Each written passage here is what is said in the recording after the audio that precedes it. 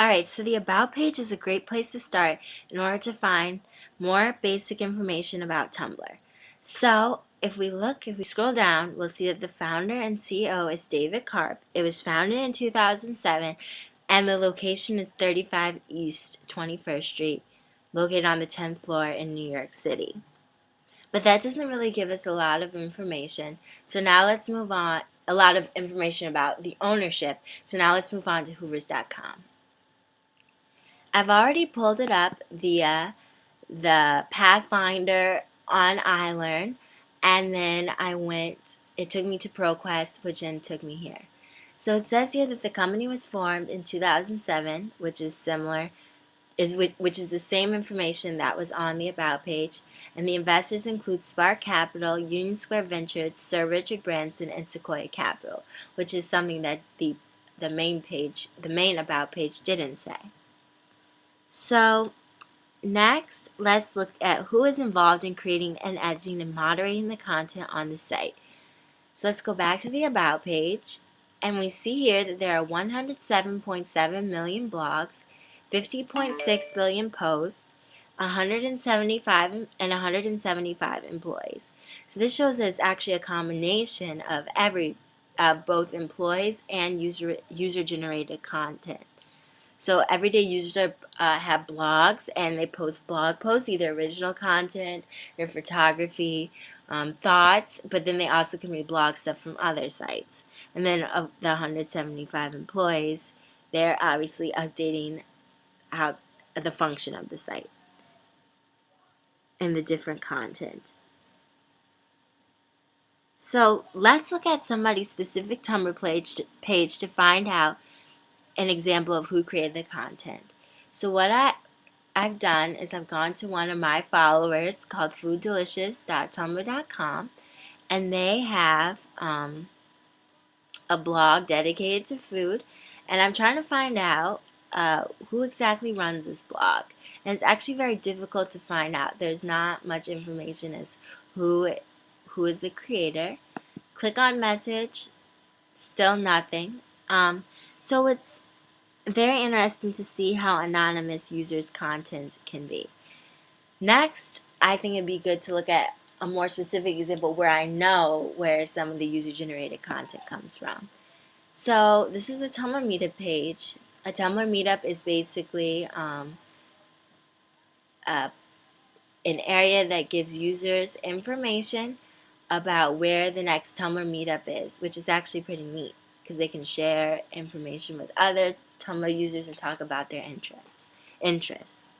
So here it shows that actually Google contributed some content to the site via their handy Google map, and I think that obviously the users contributed information so they could say where they wanted to have the meetups, but the employees are maintaining, updating, and posting on this site.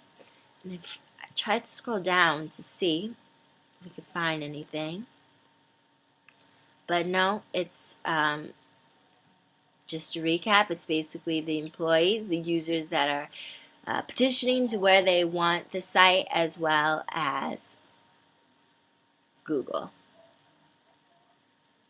So now let's look at network solutions. Unfortunately, it's timing out. Hopefully when I go back, perfect. Tumblr.com, I typed it in earlier. So if we scroll here, we see there's the IP address.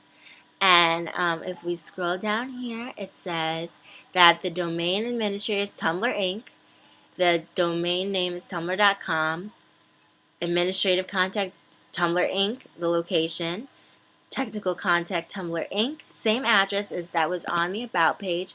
The only difference is that on here, on here it says it's on the 9th floor, and here it says it's on the 10th floor. Probably just a mistake, but still something to note. So out of all these sites that we have viewed to find out who owns it, I think each site is vague. I mean, here it talked about the founder and CEO, whereas here it talked about the investors, whereas here it just gave the corporation. So you would have to do some investigating to see who exactly is on this website.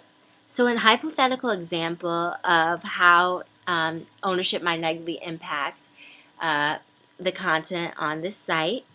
Um, if a user was interested in a certain genre of music and they didn't particularly find that it was interesting, they may not post it, and then I'd be left out in the dark about more information regarding this.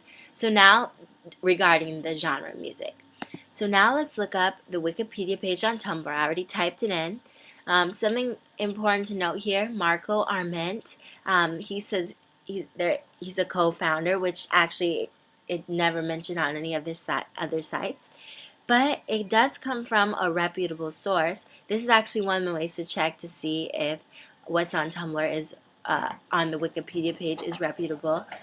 These little citations, which correspond to references at the bottom, which I'll go to in a minute, it says that it's from Business Insider, which is a trustworthy source. But see here, 39, and if you scroll down here, it says 39 Best Young Tech Entrepreneurs of the Year. So to make sure that this is correct, you could click on one of the links. See where it takes us. Oh, it's a YouTube video from Fast Company, which I know is a reliable source. But overall, there's a lot of good sources. I've seen Ad Age, Business Insider, Bloomberg Business Week. Another way is to look at the talk page. That will give you information about who is contributing, as well as the view history page, which also gives information, so then you can do further investigation to find out if those are reputable sources. But yes, as I said before, overall the page looks good. I think that it has reliable sources that you can trust. So if I were doing a research project, I think that I would trust this Wikipedia site, but also use it with caution, as you should with all Wikipedia sites. So now we're going to look at the advertising. So this is one of my Tumblr accounts that I run. As you can see, no, there's not much advertising. You have the Tumblr Radar. The Tumblr Radar, which just gives which is like a sponsorship type thing. If we actually go to the sponsors, which discusses the advertising a little bit in more detail, you have the Tumblr Radar, which allows creative media to get attention from users, and sometimes you will see a dollar sign which shows that it's sponsored, and if you click that, it will take you to this page, as well as a Tumblr Spotlight, which is an example of this. I really don't think that they're targeting me because this blog is actually dedicated towards food.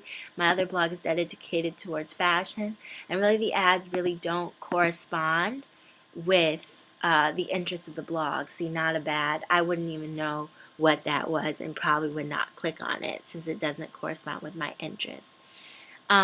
However, the site might know what products I might be interested in if they did advertise products or a service by using cookies. And the best way that I can explain a cookie is it's a tool websites use to gather my personal information by using info in my web browser to more effectively target me.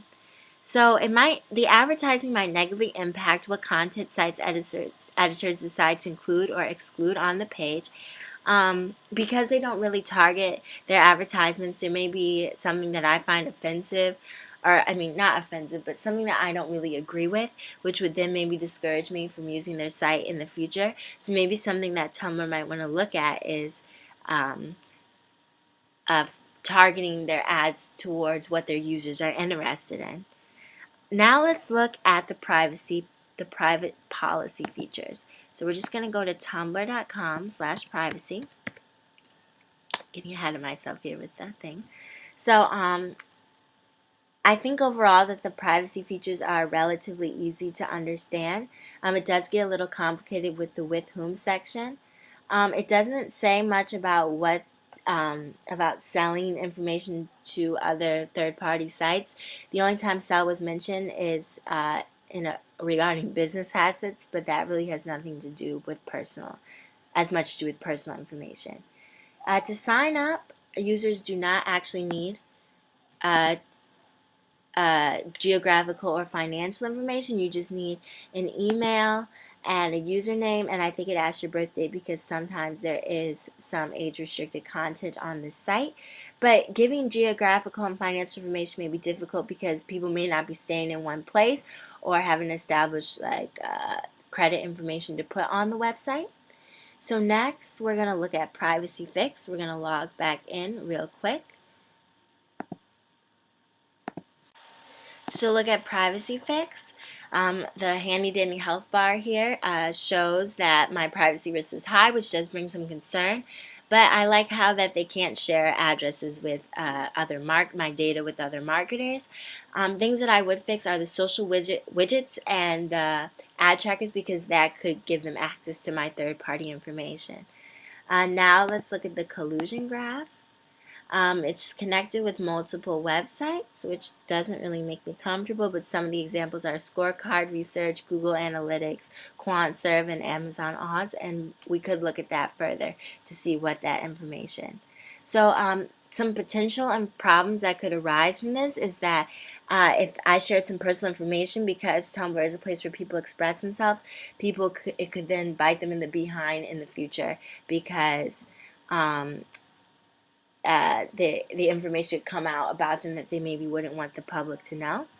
So now let's look up Bing and see what happens when you do multiple Google searches. Let's check out our address bar. Type in Tumblr, you have that. Tumblr codes, not really much, same from the last one. And Tumblr themes, same again, because when I checked before. And taking everything into consideration, I think that Tumblr does value my privacy. As an avid Tumblr user, I don't feel as though my privacy has ever been has ever been a problem, or that I felt threatened or anything. So I do appreciate Tumblr for not really sharing information with third parties. And I do feel comfortable sharing some information on Tumblr without my privacy being invaded. Thank you.